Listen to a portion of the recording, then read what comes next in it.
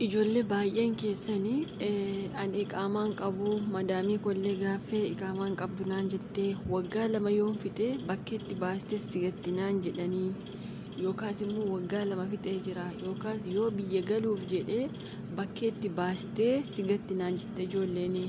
viidiyoon irraa haasa'uuf waa'ee gaaziiti. Ijoollee baay'een gaazii yeroo kana keessa of eeggadha. Viidiyoo wayii argee ture.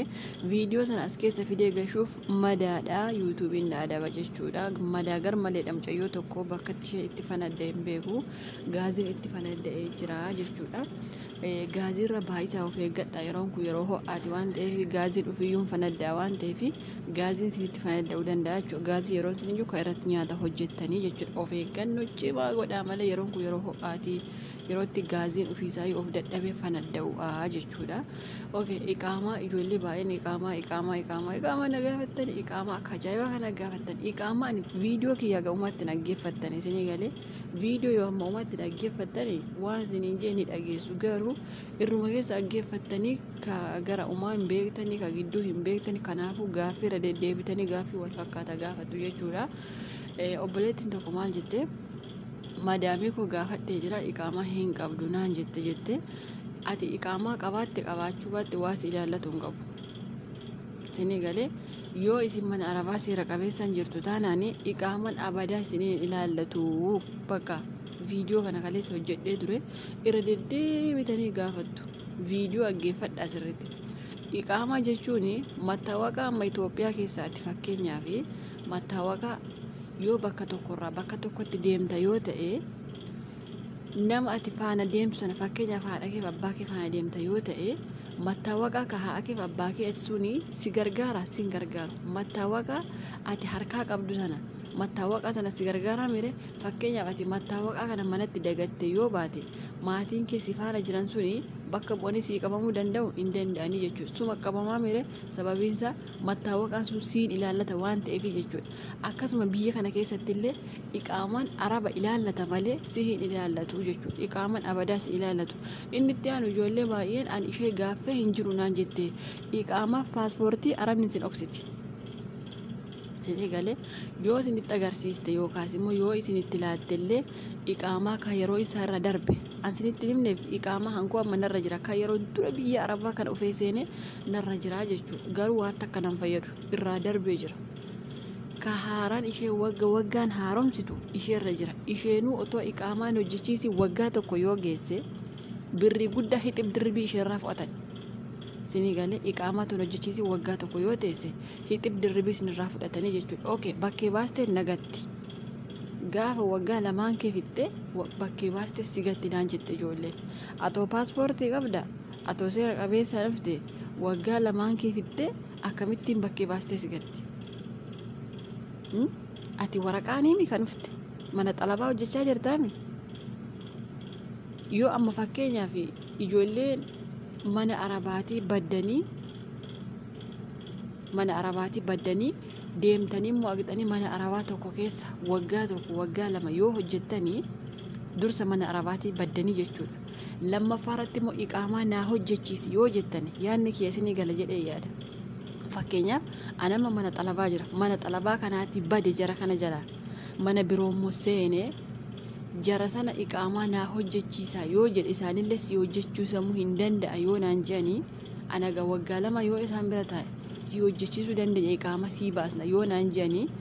booddee goranii immoo siin baasnu yoo naan jedhanii warri akkasii danda'u jechuudha. Dhugumatti waggaa 2 yoon fixe isaan bira waggaa 1 waggaa 3 4 yoon fixe bakkeetti baasanii nagatuu danda'u jechuudha. Sababiinsaa iqaamaa ani dura biyyaa bahee fi paaspoortii ani dura biyyaa bahee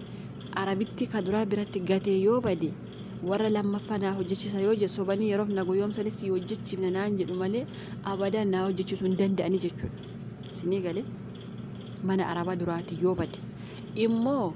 bakkuma dura ufte jirta paaspoortiin keessi harka jira yoo ta'e inda'uun biyya kana keessatti isinii wanti ilaalatu paaspoortii keessan qofa. Warri xalabaa hojjettan paaspoortii qofaas ilaallata malee ati paaspoortii kee hin jira taana seera qabeessa jechaa jirtaana iqaamaan abadaa sin ilaallatu jechuudha.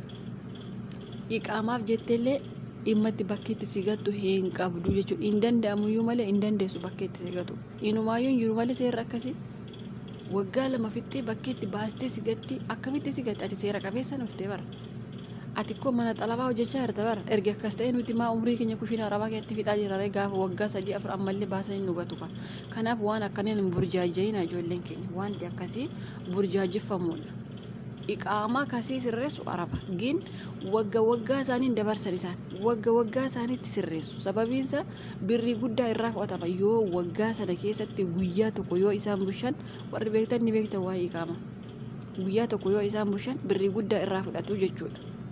kanaafuu isheen immoo isinitti ati iqaamaa qabda ati iqaamaa qabdu jettee himmatti sitti himtuuf hin qabu inumaa si shakkite to'atama iqaamaan koo eessa jira iqaamaa qaba ani maaf gaafattu iqaamaa maal gochuuf gaafattu meesin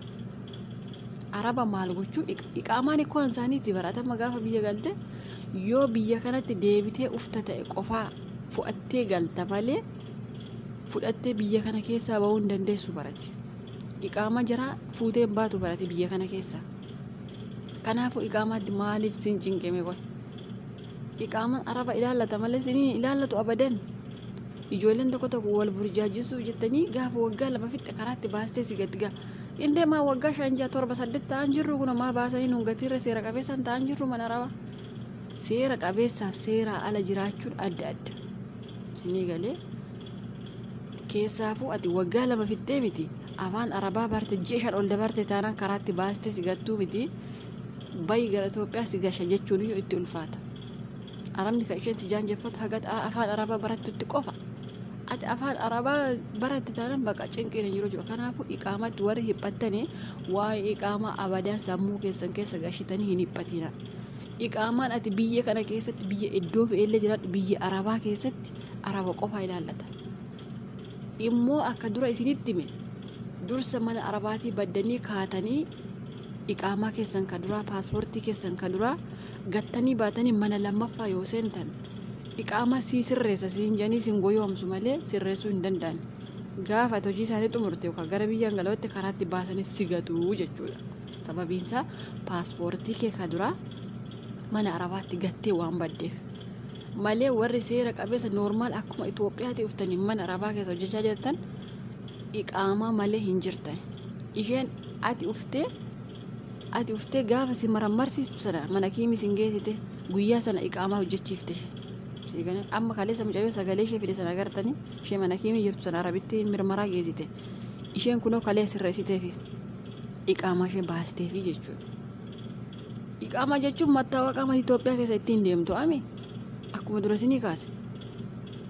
mattaawaqaa kana immoo ofii kee biyya kana keessatti baafachuu hin dandeessu biyya arabaa kana keessatti iqaamaa sana baafachuu ati hin dandeessu eenyu baasare araba kanaafuu itti gaafatamaan eenyure arabaa jechuudha isinii galee ka itti gaafatamu araba sana malee si'i miti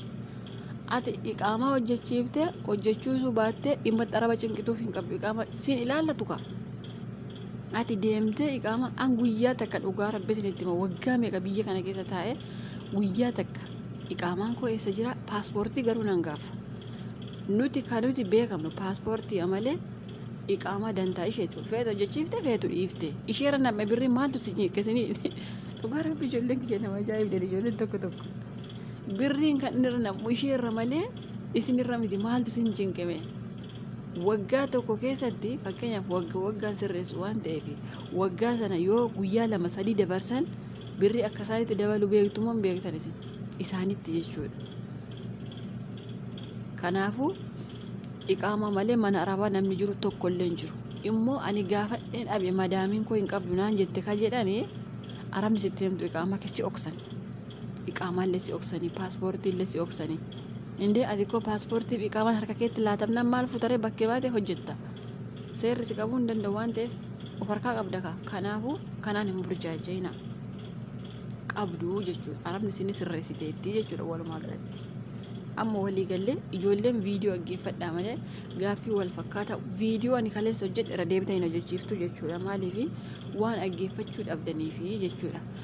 ijoolleen baay'een ani riyaadii ka'ee riyaadiin gahuuf sa'aatii 10 deema ati ho'eessa jirta ka jettanii ani baadiyaa jira Saawudii keessa fakkeenyaaf bakka amma jiru kanaa ka'ee riyaadiin deemu yoo barbaade sa'aatii 8 deemaa jechuudha makiina fagoo jiraachuudhaan riyaadiin hin jiru ani ani fagoo jira akkasii hordoftootaa fi kabajamtoota kiyya viidiyoon kiyya yoo isin tole laayikii gochuu hin dagatina gaaffii barbaadan na gaafachuu ni dandeessu akkuma dura kaase gaaziirra bareechaa of eeggadha gaaziin akka malee fanadda'uu jira mucayyoo tokko dhugaa rabbii kaleessa argee agartanii ta'uu mala viidiyoo ishee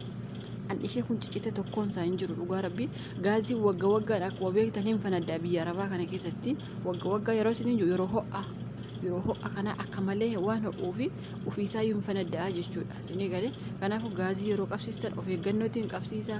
gaazii akka malee ofii hin gatiina bilbilallee gara gaaziitti fuutanii hin deemina yeroo nyaata hojjettan bilbila gara isaan geessina maaliif amma ho'aa waan ta'eef silkiitti fiddee ofii keellee gaazii sana yeroo bantu sitti fanadda'uu danda'a jechuudha. Silkii maleellee ofii keessanillee yeroo qabsiisuuf jettan bareechaa of eeggadha yeroo cuftan sirriitti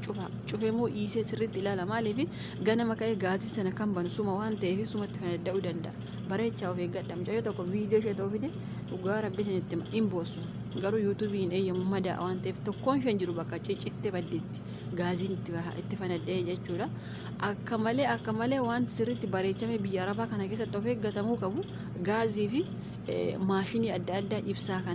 kanarraa yoo of eeggattan kanarratti rabbiin sinaa eegu jechuu barbaada irra caalaa garuu bareecha gaazii kanarraa of eeggadha maaliif amma yeroo isaati waan ta'eef ijoolleen haaraan hin beektanii amma yeroo isaati ho'a waan ta'eef hin fanadda'a jechuudha kanarraa bareecha of eeggadha gaazirra.